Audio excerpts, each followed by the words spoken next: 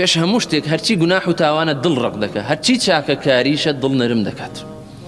کەواتە خاڵی یەکەمیان ئەوەیە کە ئینسان دڵی وابەستە بکە بە تاعەتکردنی خۆی پەروەردگار، بە گوێڕایەڵیکردنی، بە ترسان لێی، بە گەورەدانانی خوا لە دڵدا. ئەوە زۆر زۆر گرینگە.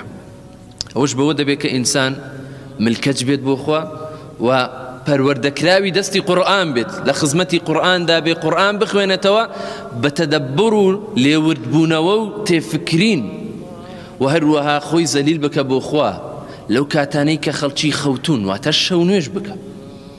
پیاوێک هات بۆ لای ئیمامی حەسەنی بەسری پێی فەرمووی: یا ئەبا سەعید ئەشکو ئیلەیکە قەسوەتە قەلبی، من سکاڵای دڕەقێتی خۆم بۆ لای تۆ دەهێنم، چی بکەم دڵم ڕق؟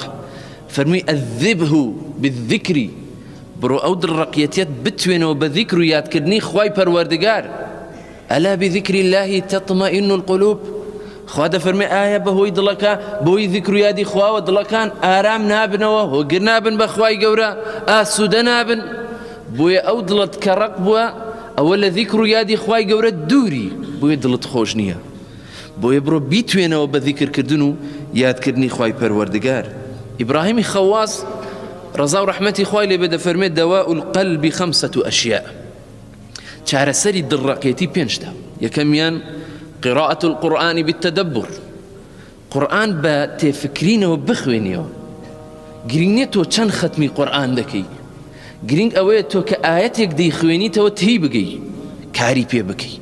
سەحابەکانی پێغەمبەریش ڕەزا و ڕەحمەتی خوای پەروەردگاریان لێبێ و عەلەیه الصەلاة وەسەلام بەو شێوازە بوون، دەفەرمون دە ئاەت کە فێر دەبووین هەتاوەکو کردەوەمان پێ نەکردبە لە مانە و مەبەستەکانی ئەو دە ئاەتە تێنەگەیشتمان نەدەچوین دە ئاەتی تر فێر ببین. ئاوەها لە خزمەتی قورئاندا لێی ورببەوە: ئەفەلا یەتەدەبەرون القورئان ئەم عەلا قولوب ئەقفالها. خوا دەفەرمێ ئەوە بۆ لە قورئان ورد نابنەوە، یان ئەو قورئانە ناچێتە دڵانێکەوە، دڵانێک کە قوفڵ دراون، داخراون و دەرگایان بەڕووی قورئاندا داخستووە. کەواتە ئینسان با لێوردبوونەوە و قورئان بخوێنێتەوە. چەند خۆشە لە مانای نوێژ تێ بگەیت، کە نوێژ دەکەی تی بگەی فەلسەفەکەی چییە، کە ڕۆژوو دەگری تی بگەی فەلسەفەی ڕۆژوو چییە، کە خۆت برسی کردووە تی بگەی، زەکات دەدەی تی بگەی. ئا بەوانە سوکنایەک بنێ و دڵت دادێ، ئینجا دەزانی تۆ عەبدی خوای پەروەردگاری. فەرمووی یەکەمیان بە قورئان خوێندنەوە بە تێگەی